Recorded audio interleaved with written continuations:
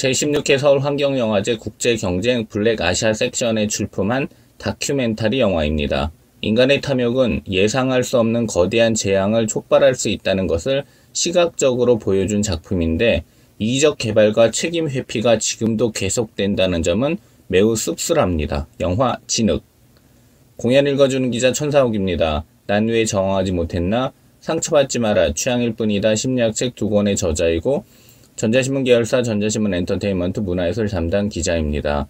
공연 읽어주는 기자 영화 리뷰 44번째 시간, 제16회 서울환경영화제 리뷰 4번째 시간은 신시아 웨이드, 샤샤 프리들랜더 감독의 진흙 리뷰, 이기적 개발과 책임 회피는 지금도 계속된다 입니다. 리뷰 포인트 1. 인간의 탐욕은 예상할 수 없는 거대한 재앙을 촉발한다는 것을 시각적으로 보여준 다큐멘터리. 영화 진흙에서 디아는 6살 때 땅이 울리는 깊은 소리를 듣고 곧이어 자신이 사는 인도네시아 마을을 덮치듯이 몰아치는 진흙의 쓰나미를 목격했습니다. 여전히 6만 명의 사람들이 살 곳을 잃고 헤매고 있습니다. 과학자들의 대부분은 가스 채굴 회사인 라핀도가 지하의 진흙 화산을 건드렸고 그로 인해 깊숙한 곳에 있던 뜨거운 진흙이 분출하게 된 것이라 보고 있습니다. 진흙마을 사람들은 근래 가장 대규모의 환경재해 가운데 하나인 이 사태에 책임이 있는 거대 기업에 맞서 투쟁하고 있습니다. 영화 진흙은 진흙 화산이라는 우리에게는 다소 생소할 수 있는 소재를 담고 있습니다. 그렇지만 포항 지진 피해가 인근 지열발전소가 촉발한 지진이라는 것이 밝혀진 우리의 현실을 되돌아보면 진흙의 이야기는 남 이야기만은 아니라고 느껴지죠. 진흙을 보면서 근본 원인을 간과하면 거대 기업에 맞서 투쟁하는 것이 더 크게 느껴질 수도 있지만 거대 기업의 잘못에 더욱 초점이 맞춰져야 됩니다. 거대 기업에 맞서 투쟁하는 모습 이전에 왜 투쟁을 할 수밖에 없었는지 거대 기업이 초래한 위험 자체와 책임 회피를 들여다봐야 합니다. 땅을 판다는 것, 시추를 한다는 것, 터널을 굴착하는 것이 주변에 어떤 영향을 미치는지에 대해 일반인들은 잘 모를 수 있지만 아는 사람들은 다 아는 것이 현실입니다. 그렇기 때문에 피해자가 스스로 증명하기가 쉽지 않다는 점을 염두에 둬야 합니다. 땅을 팔 경우 기본적으로 지하 수위를 변화시킵니다.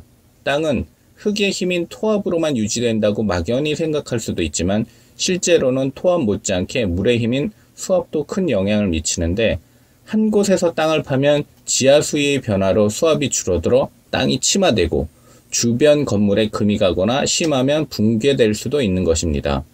영화 진흙처럼 시추 드릴이 거대한 진흙층을 건드려 터뜨리는 것까지는 않더라도 주변에 큰 악영향을 줄 수 있다는 것을 인지해야 합니다. 우리가 진흙을 남 이야기처럼 봐서는 안 되는 이유이기도 합니다. 리뷰 포인트 1.